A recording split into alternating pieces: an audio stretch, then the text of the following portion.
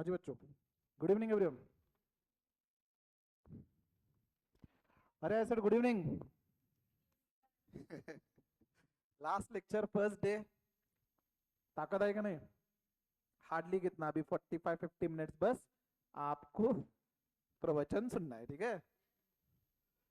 चलो, so welcome to the last lecture, paper number 4, business economics. Can we start? चलिए, so ये जो subject है, paper number 4, business economics, again might भी आपको इसका इंट्रोडक्शन ऑलरेडी बताया।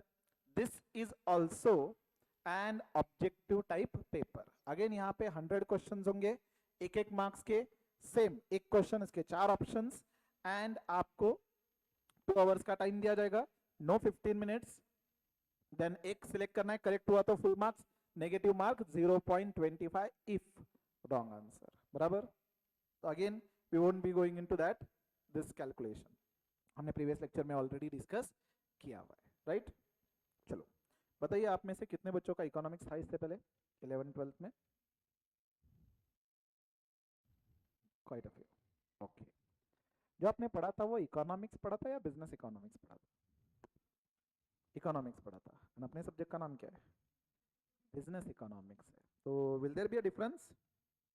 Definitely there will be difference. So जिन्होंने नहीं पढ़ा था स्पेसिफिकली, जो साइंस है या माइट बी डिफरेंट स्ट्रीम से, या एमसीवीसी हो कॉमर्स में, उनको इकोनॉमिक्स नहीं रहता, तो don't worry, it will be all together new. हाँ, टू सम एक्सटेंट जिन्होंने पढ़ा है थोड़ा बहुत, जैसे लॉ ऑफ डिमांड हो, लॉ ऑफ सप्लाई, थोड़ा बहुत आपने सुना सुनाया रहेगा, लेकिन इन एनी वे हमें डिटेल में समझना है।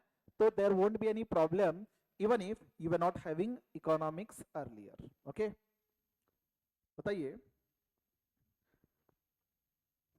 हमने जब सीए करने का डिसीजन लिया, बताइए CA will be considered to be expert in which field?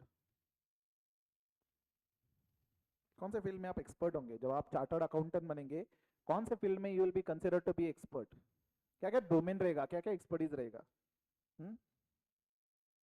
Accounting, okay. Audit, इसने ऑडिट कहा, और मोस्ट इंपोर्टेंटली टैक्सेशन, और फाइनेंस, डेफिनेटली कंपनी का कॉस्टिंग। चलिए मोटा मोटी इतना स्पेसिफिक, या इससे रिलेटेड कोई कंसल्टेशन, ये अपना डोमेन होगा, राइट? जब आप सीए क्वालिफाई होंगे, मोस्ट स्पेसिफिकली आप एक्सपर्ट हो गए अकाउंट्स में, ऑडिट में, या टैक्सेशन में, या टू सम एक्सटेंट फाइनेंस में भी प्रैक्टिस करते हैं, राइट? हमने सीए लिया था अकाउंट्स में या टैक्सेशन में एक्सपर्ट होने के लिए, तो सर ये इकोनॉमिक्स कहाँ से आया? हमें कौन सा इकोनॉमिस्ट होना है, ठीक है नहीं? या हमें कौन से देश की इकोनॉमिक पॉलिसी डिसाइड करनी है? तो जब हम सीए कर रहे हैं तो इकोनॉमिक्स पढ़ करके क्या करेंगे? सवाल नहीं आता मन में? क्यों है इकोनॉमिक्स देना आपके सिलेबस के लिए? जब आप एक्सपर्ट होने वाले अकाउंट्स, टैक्सेशन, लॉ में भी, कंपनी लॉ वगैरह, तो आपके सब्जेक्ट में अकाउंट्स या लॉ होना चाहिए, ऑडिट, टैक्सेशन, ये तो वैसे भी इंटर में होगा। इकोनॉमिक्स पढ़ करके क्या करेंगे फिर? why at all the economics is included in the syllabus? Why we are studying economics first of all? hmm? Should we discuss? जब आप अकाउंटिंग करेंगे तो प्रॉफिट कैलकुलेट करेंगे, बराबर? ये प्रॉफिट पे टैक्स कितना आएगा, ये हमें टैक्सेशन पढ़ करके समझ में आएगा, राइट? लेकिन ये प्रॉफिट, ये टैक्सेशन, ये मैनेजमेंट, इसके लिए बिजनेस डिसीजंस लेने होंगे, बराबर? तो ये बिजनेस के डिसीजंस किस मैनर में लिया जाएगा, ये हमें बिजनेस इकोनॉमिक्स पढ़ाएगा। Okay, a chartered accountant is considered to be a complete business solution provider. ये मैं आपके आईसीआई की जो मॉड्यूल में दिया हुआ है वही एक्सप्लेन कर रहा हूं। ओके, इकोनॉमिक्स के प्रीफेस में ही दिया हुआ है, अ चार्टर्ड अकाउंटेंट इज एक्सपेक्टेड कि आप एक कंप्लीट बिजनेस सॉल्यूशन प्रोवाइडर हो गए, ना सिर्फ अकाउंट्स में या टैक्सेशन में। आप आपको कंसिडर किया जाएगा expert in overall business fields, overall economic fields as well. Okay, तो इसीलिए हमारे सिलेबस में बिजनेस इकोनॉमिक्स ये सब्जेक्ट इंक्लूड किया हुआ है, not economics, it is a business economics. Simple words में हम इस सब्जेक्ट में ये समझेंगे कि बेस्ड ऑन द नॉलेज हम बिजनेस डिसीजंस कैसे लेंगे। ओके तो जब आपके क्लाइंट को यहाँ पे कंसल्टेंसी देनी है कि बिजनेस डिसीजंस कैसे लेना है, तो ये सब्जेक्ट हेल्प करेगा। जैसे फॉर एग्जांपल मैगी का प्राइस पहले 10 रुपए हुआ करता था, अब 14 रुपीज हुआ है, राइट। या जियो, जियो पहले फ्री आता था ना नेट वगैरह, राइट, अब प्रीमियम अमाउंट चार्ज कर रहे हैं नेट के लिए, जो मार्केट रेट है उससे ज्यादा चल रहा है, राइट। तो इन्होंने ये डिसीजन लिया प्राइस इंक्रीज करने का, किसके बेसिस पे डिसीजन लिया रहेगा, कुछ तो बैकग्राउंड कैलकुलेशन रहेगा, राइट। तो कौन से बेसिस पे उन्होंने डिसीजन लिया है, ये हम सीखेंगे बिजनेस इकोनॉमिक्स में। Are you all getting? तो इकोनॉमिक्स एंड बिजनेस इकोनॉमिक्स में डिफरेंस क्या है, वैसे तो डिटेल में बाद में पढ़ना है, जस्ट मैं एक ब्रीफ आउट कर रहा हूं। आपने बचपन में इकोनॉमिक्स में क्या क्या पढ़ा था, क्या बता सकते हो, क्या क्या पढ़ा था? इथं कालचं काय आठवत नाही आम्हाला, आधीच कुठलं आठवणार? लॉ ऑफ डिमांड पढ़ा था आपने, और law of supply, law of diminishing marginal utility, elasticity concept पढ़ा था। अब जो बच्चे साइंस है उनके लिए ऑल टुगेदर नहीं होगा ये, ठीक है, डोंट वरी, ये सारे टॉपिक्स है अपने सिलेबस में, डिटेल में डिस्कस करेंगे, ठीक है।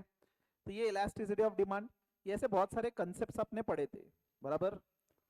इसमें बस लॉ में, लॉ ऑफ डिमांड क्या बताता है, प्राइस इंक्रीज होगी तो डिमांड कम होगा, प्राइस डिक्रीज होगी तो डिमांड बढ़ेगा। सप्लाई, लॉ ऑफ सप्लाई क्या कहता है, प्राइस इंक्रीज करेंगे तो सप्लाई इंक्रीज करेंगे, प्राइस कम तो सप्लाई कम, राइट। ये नॉलेज का यूज बिजनेस में किस तरह से करना है, ये हमें बिजनेस इकोनॉमिक्स पढ़ाएगा। जैसे फॉर एग्जांपल मान के चलते अपना कोचिंग क्लास बस एक ही है, ओके, कोई कॉम्पिटिटर नहीं है।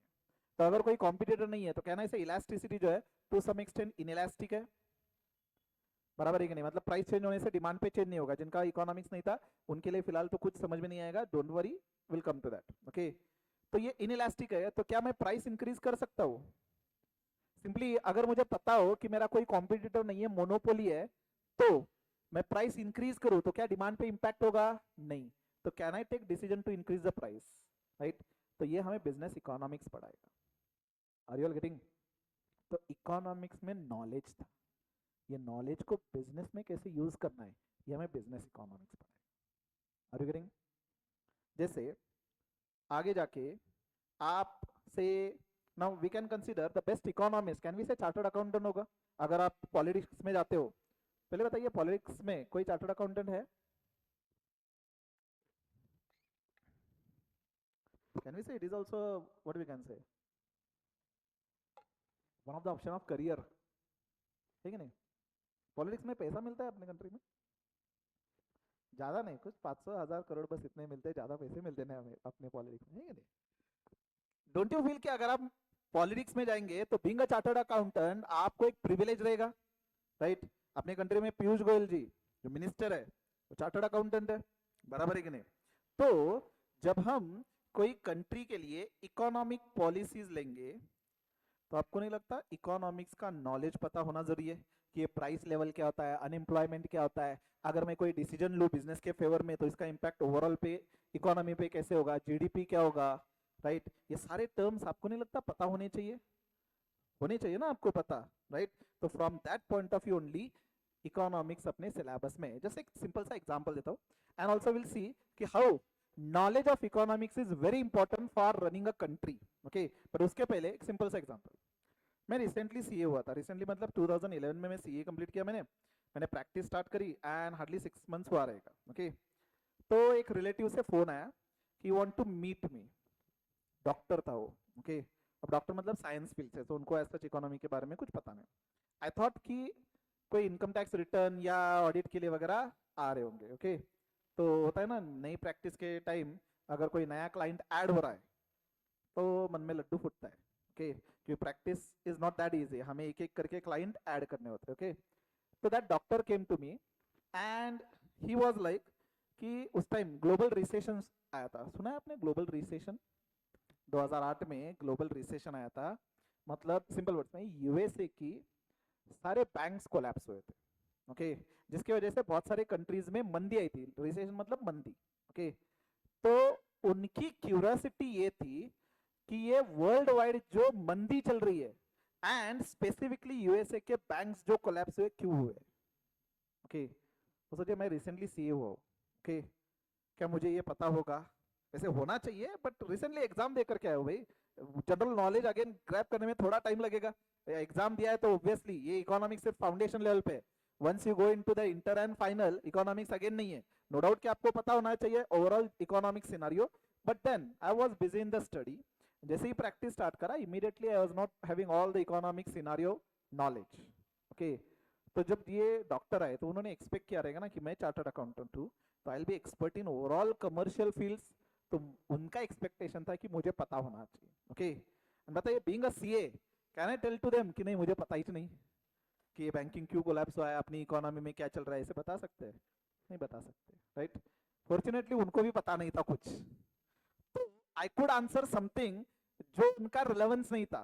ओके अगर वो इकोनॉमिस्ट होते तो ऑब्वियसली तो पॉइंट मुझे आंसर करना था। But he was a doctor तो ये पता था मुझे कि उनको कुछ पता नहीं, कुछ भी आंसर चिपकाओ तो एक्सेप्ट करके जाएंगे। ठीक है why I am telling you this कि जब आप सीए बनेंगे तो आपसे एक्सपेक्टेड होगा कि ओवरऑल कमर्शियल फील्ड में आपका नॉलेज हो because you will be expected as overall business solution provider. Okay इसीलिए मैंने कहा कि इकोनॉमिक रिलेटेड जो भी टर्म्स है जैसे unemployment rate, price level, inflation, then GDP वगैरह, ये एज अ चार्टर्ड अकाउंटेंट आपका नॉलेज होना जरूरी है। ओके एक एग्जांपल, एक वीडियो वीडियो देखेंगे? देखना है नहीं देखना है? काय तुम्ही दाखवलं ते बघणार नाही तर काय आहे तसं ऐकणार। चलिए अभी का नहीं है, सम टाइम बैक पुराना है। लेकिन आपने सुना है श्रीलंका में इकोनॉमिक क्राइसिस चल रहा था सम टाइम बैक, 2 साल पहले। ठीक है ओवरऑल इकोनॉमिक सिनारियो इस हालत में थी कि उनके देश उन जो गवर्नमेंट थी उनको देश चलाने के लिए कुछ पैसे नहीं थे। ओके चलिए देखते हैं just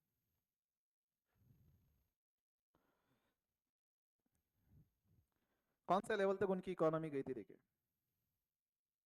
Let's recap this week's headlines from Sri Lanka. Bankrupt Sri Lanka asks citizens of आज कितनी कम आ रही है?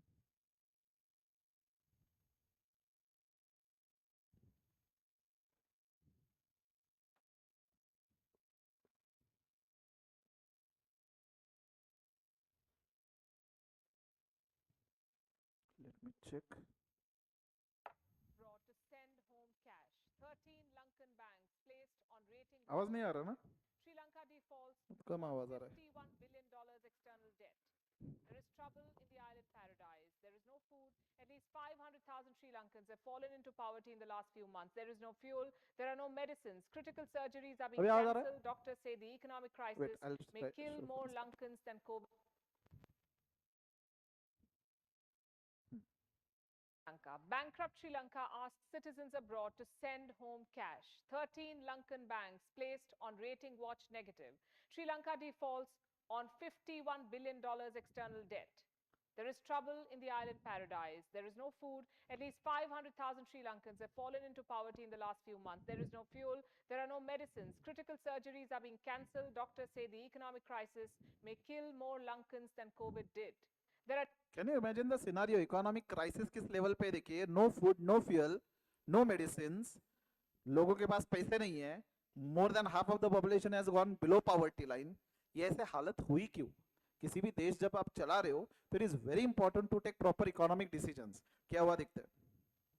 daily power blackouts and wide-scale protests on the streets. What's happening in Sri Lanka is much more than an economic crisis. It is a humanitarian crisis. The question is, how did it happen? How did Colombo lose all its money?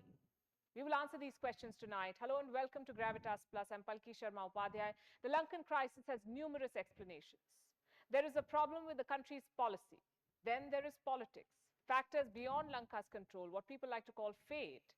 And then there is China, the root cause of many problems in Sri Lanka and elsewhere. We'll start with policy. What's happening now is a result of years of mismanagement. You see, there's a fundamental problem with Sri Lanka. It imports more than it exports. It spends more than it earns. अगर किसी भी country, ये मैं क्यों दिखा रहा हूँ आपको, क्योंकि आगे जाके इसके ऊपर हमें चर्चा करना है, ये सिलेबस का पार्ट है, इंटरनेशनल ट्रेड पे एक चैप्टर है पूरा। ओके तो जस्ट एक सिनारियो समझिए, किसी भी कंट्री का अगर इंपोर्ट ज्यादा हो एक्सपोर्ट से, is it good for a country और bad for the country? Bad ना, इंपोर्ट जब करेंगे हमें पैसा पे करना है तो अपने कंट्री से पैसा बाहर जाएगा, और अगर हम एक्सपोर्ट कर रहे हैं तो बाहर से पैसा इंडिया में आएगा, राइट। तो किसी भी कंट्री का एक्सपोर्ट जब ज्यादा, it is good for the economy. Sri Lanka के केस में इंपोर्ट ज्यादा था, एक्सपोर्ट कम था, तो पहले से इकोनॉमिक क्राइसिस होगा। आगे There is a trade deficit. There's also a budget deficit. This double debt is a perfect recipe for disaster. Sri Lanka's response to this disaster has been disastrous. Instead of trying to narrow down the deficit, the country expanded its debt. Colombo borrowed heavily from countries and agencies. Today, Sri Lanka's debt to GDP ratio is 111%, meaning it owes more than it produces. In 2019, the Asian ये earlier figure है, 2 साल पहले का है, जिसमें दिखा रहा हूँ कि सिनारियो कैसे हो सकता है। पहले तो जीडीपी, व्हाट इज जीडीपी, पूरा चैप्टर 1 पढ़ना है हमें जीडीपी पे, gross domestic product, very good. And what is gross domestic product, GDP. What is GDP, gross domestic product, simple words में अपने कंट्री में कितने वैल्यू के गुड्स एंड सर्विस प्रोड्यूस हो रहे हैं। ओके, डिटेल में चर्चा करेंगे, लेकिन जितने ज्यादा वैल्यू के गुड्स एंड सर्विस प्रोड्यूस करेंगे अपनी इकोनॉमी स्ट्रॉन्गर बनेगी, बराबर। Development Bank flagged this problem. It said the country's national expenditure exceeds its national income and that its production of tradable goods and services is inadequate. 2019 was also the year Gotabaya Rajapaksa was campaigning for presidential elections. Among his election promises were deep tax cuts. Basically, you vote me to power and I will ensure that you pay less tax. Well, how will the country make money then? The voters never asked and Gotabaya never bothered to warn. In November 2019, he was elected to office with more than 52% of the vote. A series of drastic tax cuts followed. Ratings agencies raised an alarm. They realized Sri Lanka's state coffers will soon be bleeding and the country may soon run out of money. So Lanka was downgraded to near default levels. As a result, investors fled the country and it became difficult for Sri Lanka to access international markets. But Gotabaya was not done. He made another blunder. In April 2021, he banned all chemical fertilizers. Why? Good for health, he said. Critics rolled their eyes. They realized the real problem was not health, but shortage of dollars. Sri Lanka was saving foreign reserves by banning import of fertilizers. The move went on to kill farm output. This white rice is a staple in Sri Lanka. Its production fell by 50%. Around June 2021, Sri Lanka was forced to import rice. Something like this had not happened in years. In July came more bad news. Sri Lanka banned import of luxury goods. By now, the country was scrambling to save dollars. कुछ relate हो रहा है? देखिए, देश चलाना है, पैसे कहाँ से आएंगे? टैक्स से आएंगे। ये जब इलेक्शन कैंपेन कर रहे थे तो इन्होंने प्रॉमिस किया था लोगों के हम टैक्स नहीं लगाएंगे या टैक्स कट करेंगे, राइट। देखिए, सिंपल सिनारियो है, जब अपनी कंट्री देश चला रही है तो गवर्नमेंट को रेवेन्यू मिलना चाहिए। कहां से आएगा? टैक्स से आएगा, राइट। एंड गवर्नमेंट एक्सपेंडिचर करेगी देश चलाने के लिए, बराबर। जैसे कोविड-19 के टाइम अपने गवर्नमेंट ने अनाउंस किया था हम 20 लाख करोड़ का इकोनॉमिक स्टिमुलस पैकेज अनाउंस कर रहे हैं, सुना था आपने? इकोनॉमिक स्टिमुलस पैकेज, जिसमें जनधन योजना, बहुत सारी स्कीम्स थे। सिंपल वर्ड्स में राशन का खाना मिलता है, राइट, या क्या है वो अपने यहाँ पे 10 रुपए में थाली मिलती है, शिव भोजन, राइट। अब 10 रुपए में एक टाइम का फूड मिलता है, बराबर। पैसा कहां से आएगा? टैक्स से आएगा, इज इट राइट? ये जो एक्सपेंडिचर करना है इसके लिए पैसा टैक्स से आएगा। अब श्रीलंका गवर्नमेंट ने कहा कि हम टैक्स रेट कर रहे हैं, मतलब पहले रेवेन्यू कम करा, इज इट राइट? सेकंड, अब दूसरा, गवर्नमेंट जो प्रोडक्शन करेगी वो एक्सपोर्ट करेगी। अब एक्सपोर्ट करने से भी पैसा अपने कंट्री में आएगा। बस श्रीलंका का मेजर जो प्रोडक्ट एक्सपोर्ट हो रहा था वो तो राइस, ओके। राइस की प्रोडक्टिविटी के लिए फर्टिलाइजर्स वाज रिक्वायर्ड। फर्टिलाइजर समझते हो ना? फर्टिलाइजर अगर इंपोर्ट करेंगे तो प्रोडक्शन ज्यादा होगा। गवर्नमेंट के पास फर्टिलाइजर इंपोर्ट करने के लिए पैसे ही नहीं थे, तो इन्होंने इंपोर्ट बैन किया। अब इंपोर्ट बैन किया फर्टिलाइजर का, तो क्या राइस की प्रोडक्टिविटी कम आएगी, राइट। मतलब एक्सपोर्ट जो राइस कर रहे थे उससे जो पैसे आना था वो भी गवर्नमेंट ने कम करा, ओके। एंड लास्ट में उनका दूसरा मेजर सोर्स ऑफ रेवेन्यू था टूरिज्म, ओके। जब भी फॉरेन से लोग अपने कंट्री में आते हैं, बाहर से पैसा लेकर के आते हैं, बराबर, तो कंट्री का रेवेन्यू बढ़ता है। लेकिन 2020 में कोविड की वजह से टूरिज्म भी कम हुआ, तो ओवरऑल सब कुछ टैक्सेस गवर्नमेंट ने खुद से कम करे, टूरिज्म अपने आप कम हुआ, राइस का कल्टीवेशन के लिए फर्टिलाइजर्स बैन करे तो राइस का कल्टीवेशन कम हुआ, एक्सपोर्ट नहीं हुआ, पैसे ही आना बंद हुआ, ओके। हालत कहां तक गई देखिए अभी। Headlines like these made it clear that Sri Lankans needed to brace for storm. Well, one could also say that Sri Lanka walked into this storm. To an extent, what's happening now is Gotabaya and company's brand of politics backfiring. This family's return to power was made possible with the support of Sinhala Buddhists. The Rajapaksas tried extra hard to not lose their support. In the last 3 years, Sinhalese sentiments were kept in mind when making decisions involving national and international affairs. From a pro-market approach, Sri Lanka switched to a welfare-driven mode. It invested in infrastructure. Why? Because the monks preferred this approach to development. Sri Lanka also avoided forming closer ties with India. The Rajapaksas chose to move closer to China. They've always tried to do that. They used bilateral debt to fund infrastructure and expand the Lankan military. Colombo bet on China to drive the Sri Lankan economy. China did send some money, but it also exported a Wuhan virus. While Sri Lanka was never good with money, it was China that ensured Colombo goes bankrupt. By 2019, Sri Lanka's tourism sector was already suffering. The Easter bombings had scared off Europeans who would holiday in the island nation. Then came the Wuhan virus. When borders closed, tourists completely stopped arriving, and so did the revenue from tourism. Sri Lanka depends on tourism for 13% of its GDP. Tourists are also a source of foreign currency. In 2020, Sri Lanka managed to welcome just 173,000 tourists. In 2018, the number was 2.3 million. You see the gap. By 2021, Sri Lanka's tourism revenue was down to $2.8 billion, as against $7.5 billion in 2019. The Wuhan virus also hit remittances. Lankans abroad stopped sending money. So late 2021, the revenue from tax had fallen. Agriculture production, which accounted for 8% of the GDP, had also fallen. Tourism revenue had fallen, so had remittances. And to top it all, there was a raging pandemic, and foreign agencies were not lending money to Sri Lanka. What did Colombo do? It turned to its neighbors. In June 2021, Bangladesh loaned Sri Lanka $200 million. In February 2022, India lent $500 million. Sri Lanka could not sustain.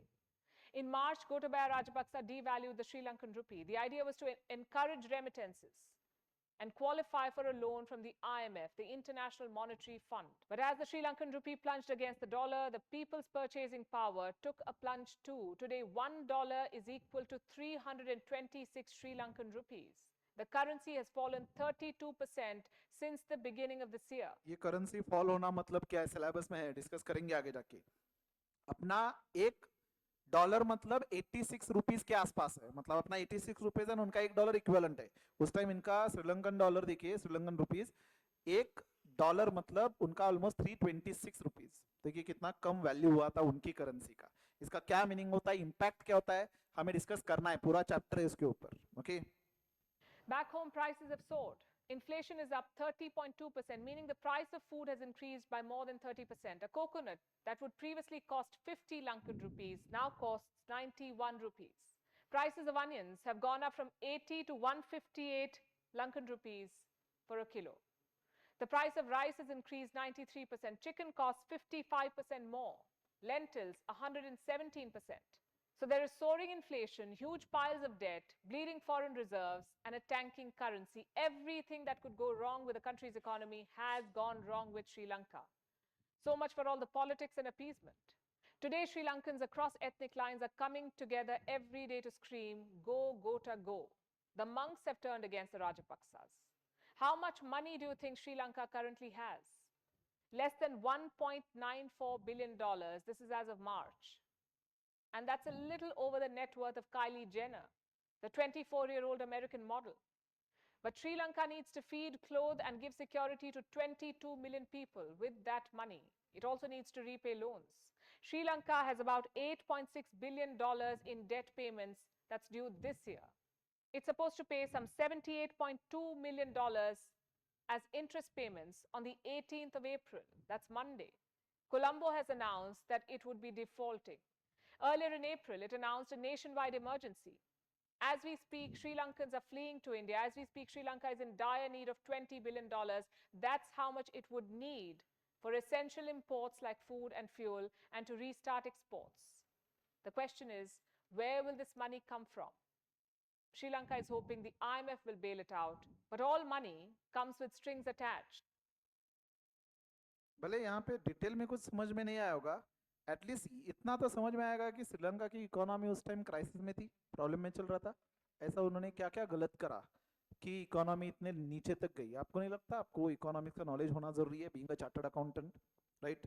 So this subject, okay, just background था ये समझने के लिए कि how important it is to understand the economy of our country, and being a chartered accountant आपके लिए तो बहुत इंपॉर्टेंट है, ओके? तो ओवरऑल इकोनॉमिक सिनारियो में क्या हो रहा है ये आपको पता होना चाहिए। एंड हैविंग सेड दैट, हमें इकोनॉमिक्स भी पढ़ना है, उसका एप्लीकेशन बिजनेस में किस तरह से होगा ये हमें बिजनेस इकोनॉमिक्स पढ़ाएगा, ओके? ये जस्ट पूरी कहानी थी बैकग्राउंड समझाने के लिए कि why economic study is important for our chartered accountancy course, right? Can we now proceed? अब आते हैं सिलेबस पे। कितने चैप्टर्स पढ़ने हैं आपको? 10, टोटल 10 चैप्टर्स। आपका पूरा सिलेबस 2 पार्ट में डिवाइड किया हुआ है। फर्स्ट पार्ट माइक्रो इकोनॉमिक्स में फर्स्ट 5 चैप्टर्स है, okay? And second part macro economics, इसमें अगेन 5 चैप्टर्स है। What do you mean bye micro and what do you mean bye macro, detail में discuss करना है। वैसे फिलहाल आपको पता होना चाहिए माइक्रो एंड मैक्रो क्या है, जो कॉमर्स से नहीं थे। व्हाट इज माइक्रो देन, जो कॉमर्स में थे वो बता सकते हो?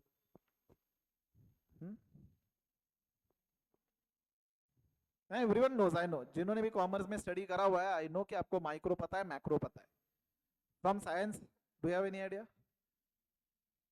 बताइए, साइंस के लोग बता रहे, कॉमर्स के लोग बता नहीं रहे। Small and large, simple words में, जब भी मैं कोई एक इकोनॉमिक सिनारियो स्टडी कर रहा हूं, से डिमांड का, से एप्लीकेशन, सप्लाई का एप्लीकेशन, या प्राइस लेवल, इलास्टिसिटी, एक पर्टिकुलर कंपनी के पॉइंट ऑफ व्यू से, या छोटी से एक इंडस्ट्री से, so basically I am studying one particular firm part, तो it is a micro economics, right?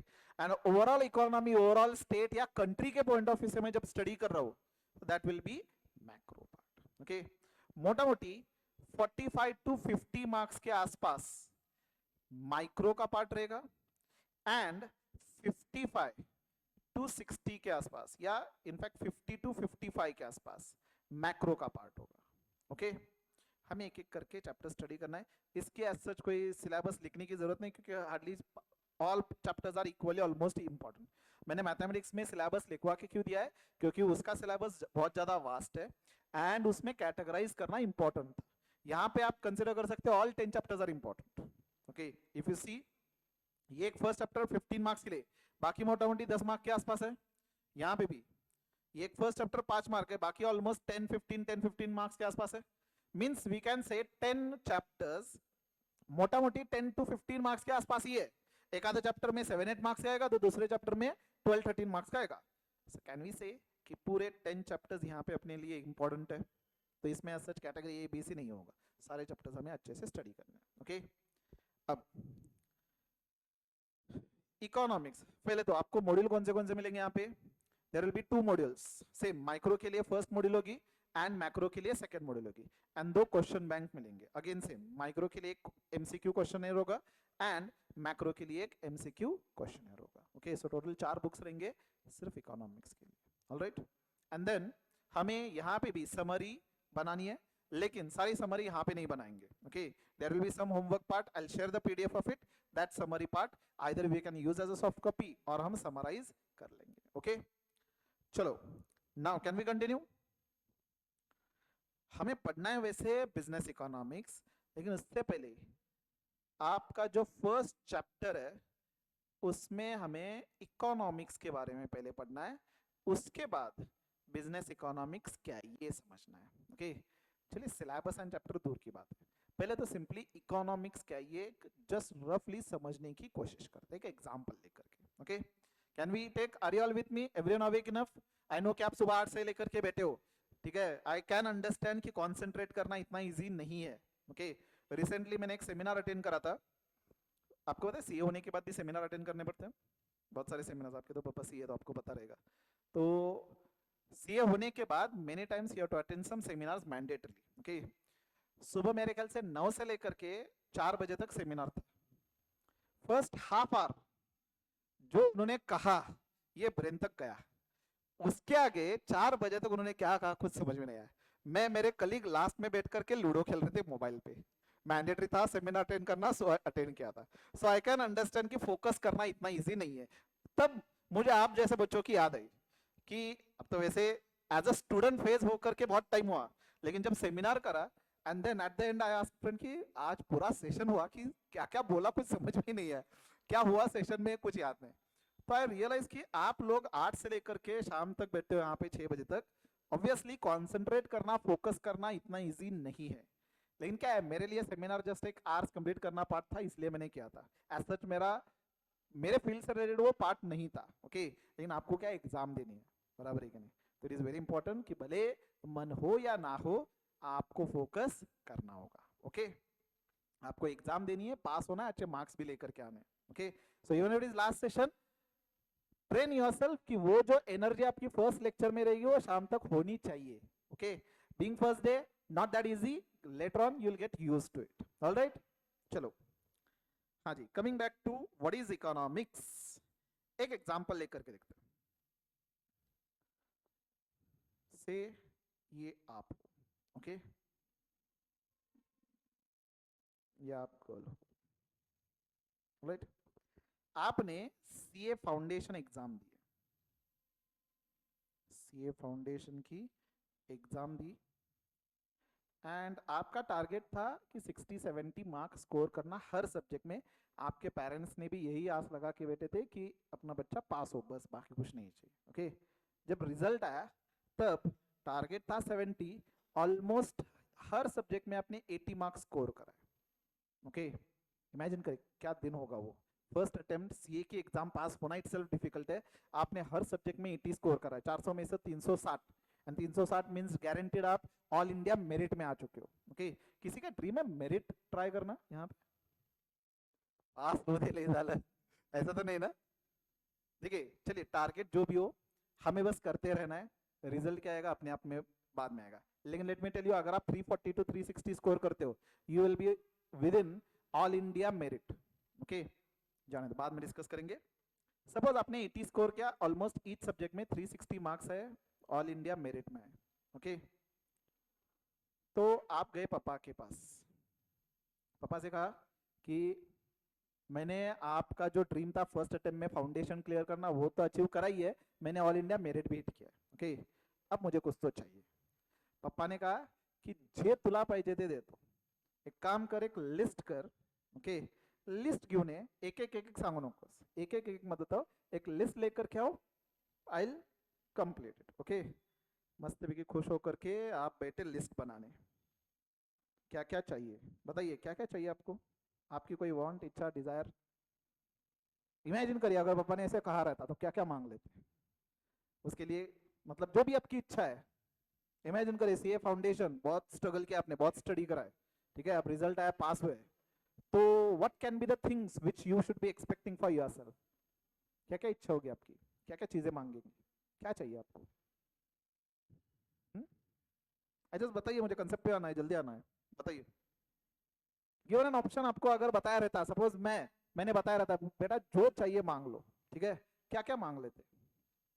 मैं मतलब आपके पापा, ही विजुअलाइज करना है बेटर इट भी। हाँ जी, क्या करना है आपको? कुछ तो बोलो, जल्दी बोलो। हाँ बेटा, आईफोन चाहिए, अच्छा आईफोन चाहिए। आईफोन कितने का आता है? 1.5 लाख रुपए का आसपास। आईफोन वो क्या है, 16 प्रो मैक्स वगैरह जो है, 1.5 लाख रुपए का फोन चाहिए, ठीक है। पहला चीज हमें चाहिए आईफोन, और क्या चाहिए? डायरेक्टली, डायरेक्टली घर, चलिए टू सब एक्सटेंट रियलिस्टिक आता है, टू व्हीलर चाहिए, ठीक है। टू व्हीलर खरीदना है, सपोज 1 लाख रुपए की टू व्हीलर आ रही है, क्या टाइम आ गया, टू व्हीलर 1 लाख रुपए की, मोबाइल 1.5 लाख रुपए का, और क्या चाहिए बेटा? बस इतनी दो इच्छा है, बस दो मिला बास, अजून काय नको आम्हाला। सबसे इंपॉर्टेंट, इमेजिन करिए सीए फाउंडेशन पास होते उस दिन क्या करेंगे? पार्टी करेंगे, तो पार्टी के लिए पैसे चाहिए भाई, अपने फ्रेंड्स को बुलाएंगे, अपने सर को बुलाएंगे, हमें इनवाइट करेंगे नहीं पार्टी में? पार्टी में बुलाएंगे, तो सपोज डिनर 5 स्टार होटल सैया जी गए, लेकर के गए पार्टी के लिए, कितना खर्चा आएगा? मोटामोटी 10,000, राइट? 10,000 पार्टी करने के लिए। उसके बाद ये तो फ्रेंड्स को दिया पार्टी, और अपने लिए कुछ हाँ, most awaited common answer, shopping चाहिए भाई, शॉपिंग के लिए जाएंगे। ठीक है, खुद के लिए कुछ ना कुछ खरीद करके आएंगे, 10,000 रुपए का शॉपिंग किया आपने, राइट, 10,000 बस। और ट्रिप वगैरह घूम के नहीं आओगे? ट्रिप वगैरह जाएंगे, कहाँ पे जाएंगे trip? Most common answer again, expecting, कहाँ पे? हाँ, मोस्ट कॉमन। जब भी बच्चों से पूछो ट्रिप, पहले जाएंगे गोवा। ऐसा क्या होता है गोवा में भाई? है? चलिए, आपको भी पता है, मुझे भी पता है, गोवा जाएंगे। ओके, गोवा के लिए कितना खर्च करके आएंगे? वो तो अभी तक खुद गए नहीं, पेरेंट्स के साथ गए होंगे या गए हो ऑलरेडी। चलिए मान के चलते 20,000 रुपये खर्च किया आपने। ओके, इधर उधर कितना हुआ, राउंड ऑफ कर देते इसको, और कोई मिसलेनियस 10,000, कितना हुआ? 1.5 लाख, 2.5 लाख, 3 लाख रुपए, बराबर। मस्त की 3 लाख रुपए की लिस्ट बनाए, सोचा जाएंगे पापा को देंगे, 3 लाख रुपए लेंगे, एक एक इमीडिएटली 2 दिन में अपना क्या कहते हैं जिंदगी जी लेंगे। ठीक है, गए पापा के पास, पप्पा को लिस्ट हँड ओव्हर करी। पप्पाने कहा की लिस्ट काय द्यायला लागलाय, ठेव तुझ्याकडे, तुला किती द्यायच्यात सांग। आपने काउंट कर ही रहे थे, पप्पा ने कहा कि तुम्हें जो अमाउंट बोलने हैं वो रहने दो, मैं ही दे देता हूँ। ये लो बेटा, 5,000 रुपए लो, 1,000 एक्स्ट्रा लो, 6,000 रुपए लो, जाओ जी लो अपनी जिंदगी। ठीक है, 3 लाख रुपए का खर्चा लेकर के आए थे, मिले 6,000 रुपए। अब बताइए क्या करेंगे? आईफोन छोड़ो, है वो फोन ही अच्छा है, अपना कॉल हो सकता है बस है उतने लिए, ठीक है नहीं? टू व्हीलर छोड़ दो, है जो टू व्हीलर जो है उसी से काम चला लेंगे, नहीं लेने की जरूरत नहीं है, पार्टी करेंगे लेकिन। ठीक है, लेकिन ऑब्वियसली अब सयाजी वगैरह नहीं जाएंगे, इधर उधर पास वड़ा पाव की गाड़ी वगैरह पे दोस्तों को पार्टी देंगे, 1,000 रुपए खर्च करेंगे। देन शॉपिंग के लिए जाना था, लेकिन अब 10,000 तो पॉसिबल नहीं होगा, माधवा रोड जा करके कुछ ना कुछ खरीद लेंगे। ठीक है, एक 3,000 रुपए खर्च करा, गोवा भूल जाओ, पन्नाला घूम करके आएंगे। ठीक है, एंड 500 रुपए खुद के लिए रखेंगे, 6,000 रुपए खर्च करें। What do you find from this? ये जो 6,000 रुपए है, ये जो पैसा है, कहना से आपके पास ये रिसोर्स है, राइट? एंड ये जो लिस्ट बनाई थी आपने, these were your wants, is it right? बताइए, वांट्स की लिस्ट ये तो हमने ऐसे ही बनाई है। सपोज ये सारे वांट्स आपके कंप्लीट होते, तो क्या ऐसे होता कि जिंदगी अब सफल होगी, अब मुझे जीने के लिए कुछ चाहिए नहीं, ऐसे होता नहीं, और नए नए वांट्स आते, बराबर। तो कैन वी से वांट्स आर अनलिमिटेड, लेकिन resources to satisfy them are very limited, we can say they are relatively limited, बराबर। तो as a individual you are facing a problem, what is that problem? कि इच्छा तो बहुत सारे है, लेकिन वो सेटिस्फाई करने के लिए हमारे पास जो रिसोर्सेस है वो सफिशिएंट नहीं है। Can I say this a problem? तो as a individual you are facing that problem. Then बताइए, आपके पापा, क्या वो भी ये प्रॉब्लम फेस करते होंगे, राइट? उनके पास भी जो रिसोर्सेस है उसमें से उनको घर चलाना है, बराबर। घर चलाना है, हो सकता है घर के ईएमआई पे करने हैं, आपकी फीस पे करने हैं, राइट? तो अगेन इनको भी मैनेज करना होगा, इनकी भी इच्छा होगी ना आपके बाबा की एक मस्त की मर्सिडीज बीएमडब्ल्यू कार परचेस करे, वर्ल्ड टूर पे घूम करके आए, या खुद के लिए खर्च करे, बहुत इच्छा होगी उनकी भी, राइट? उनके भी वांट्स जो है वो अनलिमिटेड होंगे, लेकिन उनके पास जो रिसोर्सेस है वो लिमिटेड होगा, बराबर। हर किसी के लिए, मेरा भी यही है, मैं सीए हूं, मैं अच्छा खासा आज के रेट में अर्न कर लेता हूं, will I not be facing that problem? Definitely. मेरे पास भी जो रिसोर्सेस आ रहे हैं, फीस वगैरह जो आ रहा है उसका एक लिमिटेड है, लेकिन मेरे जो इच्छा है, बहुत सारी इच्छा है। पहले मेरी इच्छा थी मेरे पास कार होनी चाहिए, राइट, घर होना चाहिए, अब मेरा घर है, कार है, लेकिन अब सेटिस्फाइड नहीं रहते हम, अब मुझे दूसरी कार चाहिए, अब जो कार है उससे ज्यादा अपग्रेडेड चाहिए, मेरी इच्छा है मुझे मर्सिडीज बीएमडब्ल्यू कार परचेस करनी है, राइट? देन घर और बड़ा चाहिए, मुझे वर्ल्ड टूर घूमने जाना है, राइट? अब उसमें ये रिसोर्सेज सफिशिएंट नहीं है, उसके बाद मुझे घर का ईएमआई पे करना है, बच्चों की स्कूल की फीस पे करनी है, ये सारा मैनेज करना होगा। Don't you feel this a problem managing your resources to satisfy unlimited want? बराबर। सोचिए बिजनेस के पॉइंट ऑफ व्यू से, बिजनेस के पॉइंट ऑफ व्यू से इमेजिन करिए एक बिजनेस, सपोज अपना ही बिजनेस रखिए, ईपीए एक बिजनेस ऑर्गेनाइजेशन है। अब हमारे लिए रिसोर्सेस क्या होंगे? अगेन आपसे जो रेवेन्यू मिल रहा है, फीस, राइट। अब ये रेवेन्यू में से हमें एक्सपेंडिचर निकालने हैं, राइट। जैसे फॉर एग्जांपल यहाँ का रेंट पे करना है, इलेक्ट्रिसिटी बिल पे करना है, ये एसी के बिल पे करने हैं, सैलरी पे करनी है, राइट। अब हमने भी सोचा था कि यहाँ पे मस्त लैविश क्लासरूम बनाएंगे, ऊपर और ज्यादा क्लासरूम्स होंगे, हॉस्टल बनाएंगे, केबिन एकदम लैविश बनाएंगे, an number of things we are dreamed of. Okay, क्या हमने ऐसे किया है? नहीं, क्योंकि जो सोचा उतना सपोज रेवेन्यू नहीं है, या उतना आता तो और ज्यादा इच्छा होते, बराबर। तो कहने से business organisation is also facing a problem कि अपने पास जो रिसोर्स है वो लिमिटेड है, लेकिन अपने वांट्स कभी खत्म ही नहीं होते, these are unlimited. Is it right? तो जो प्रॉब्लम हमने कंसिडर किया, आप जैसे लोग या मेरे जैसे लोग ये प्रॉब्लम फेस कर रहे हैं, क्या बिजनेस ऑर्गेनाइजेशन भी सिमिलर प्रॉब्लम फेस कर रहा है? Definitely yes. सोचिए गवर्नमेंट के पॉइंट ऑफ व्यू से, अपनी गवर्नमेंट ऑफ इंडिया को पैसे कहां से आएंगे? गवर्नमेंट ऑफ इंडिया को टैक्स से पैसे आएंगे, इनकम टैक्स, जीएसटी वगैरह कलेक्ट करते हैं। और कहां से आएंगे गवर्नमेंट को पैसे? अभी हमने श्रीलंका का देखा था, उनके पास रेवेन्यू कहां से आ रहा था? टैक्स से आ रहा था। दूसरा, एक्सपोर्ट करके जो पैसा आएगा वो, या उनकी कंपनीज, गवर्नमेंट की कंपनीज होती है, जैसे ओएनजीसी वगैरह गवर्नमेंट की कंपनी, एलआईसी गवर्नमेंट की कंपनी है, right. And to some extent हम पैसे बोरो भी कर सकते हैं, यहां से गवर्नमेंट को पैसे आएंगे, राइट। व्हाट यू थिंक कि क्या अपने पास जो पैसे आते हैं वो सफिशिएंट है देश चलाने के लिए? नहीं ना, कम होंगे, क्योंकि देश चलाने के लिए क्या क्या खर्च करना होगा? हमें रोड्स डेवलप करने हैं। अब सोचिए अगर अपने पास सफिशिएंट रोड्स है तो अपने रोड्स की हालत अच्छी नहीं होती? अपने कंट्री के या स्पेसिफिकली अपने टाउन के क्या मस्त रोड्स है कि नहीं? अब ये रोड्स इस हालत में है क्यों? क्यों? रेवेन्यू कम है अपने पास, राइट। देन और क्या क्या खर्च करना है गवर्नमेंट को? रोड्स डेवलप करने हैं, डैम्स कंस्ट्रक्ट करना है, ब्रिज कंस्ट्रक्ट करना है, और एनजीओ चलाने हैं, ओके, नॉन गवर्नमेंट ऑर्गेनाइजेशन चलाना है, और क्या चलाना है गवर्नमेंट को? बस इतना ही खर्च है।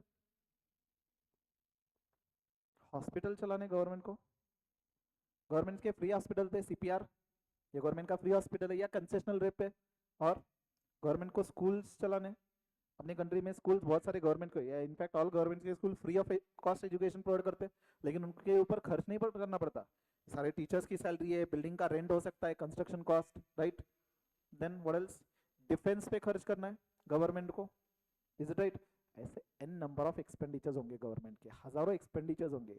आपको क्या लगता है ये रेवेन्यू सफिशिएंट है ये सारे एक्सपेंडिचर कंप्लीट करने में? Obviously not.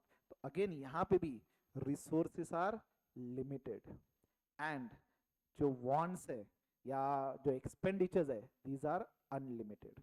ओके, तो किसी भी इंडिविजुअल को या बिजनेस ऑर्गेनाइजेशन या government, they are facing this problem. तो अब हमें क्या करना होगा कि जैसे अपने एग्जाम्पल में यहाँ पे हमने क्या किया, सारे के सारे वांट्स तो सेटिस्फाई नहीं हो सकते, तो हमने क्या किया, प्रायोरिटाइज किया कि कौन सी वांट पहले हमें सेटिस्फाई करनी है, उस पर हमने पहले खर्च किया रहेगा, बराबर है कि नहीं? तो यहाँ पे रिसोर्सेस कौन से वांट्स के लिए यूज करेंगे, okay, how this resource will be used to satisfy unlimited wants, इसका स्टडी करना मतलब इकोनॉमिक्स। Are you getting? तो इकोनॉमिक्स मींस व्हाट? चलिए मैं नोट्स में आपको दिखा देता हूँ।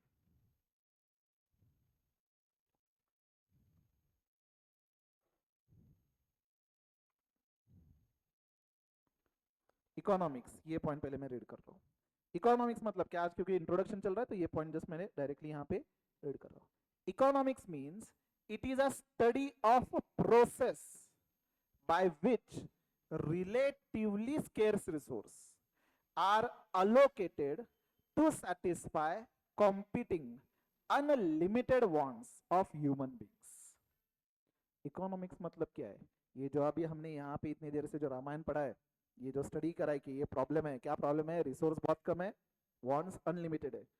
तो ये जो प्रोसेस है कि किस तरह से हम लिमिटेड रिसोर्स यूज करेंगे टू satisfy अनलिमिटेड वांट्स। इसका स्टडी मतलब ही इकोनॉमिक्स का स्टडी है। Are you getting? ये कन्वेंशनल डेफिनेशन है, इसके बहुत सारे डेफिनेशन अभी एक एक करके ऐड करने हैं हमें। तो फर्स्ट डेफिनेशन क्या है कि economics means a process, study of process, how scarce resource are used to satisfy unlimited wants.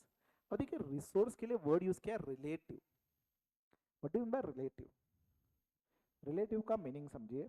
वैसे रिसोर्स अबंडेंटली अवेलेबल हो सकते हैं, ओके, लेकिन जब हम कंपैरिजन की बात करें तभी इसको वर्ड यूज किया जाता है रिलेटिव। जैसे फॉर एग्जांपल से आप सीए क्वालिफाई होते हो, ओके, सीए क्वालिफाई होने के पहले आर्टिकलशिप से कितना कमाओगे? 3000, राइट। सीए जैसे ही क्वालिफाई होते हैं, सपोज आप मंथली 1 लाख रुपए कमा रहे हो, ओके, बताइए 1 लाख रुपए कमाना इज गुड अमाउंट है कि नहीं? आज के डेट में अगर आप कोल्हापुर में 1 लाख कमा रहे हो, एज सच ये कम इनकम नहीं है, कंसिडरेबल अच्छा खासा इनकम है टू स्टार्ट विद, बराबर।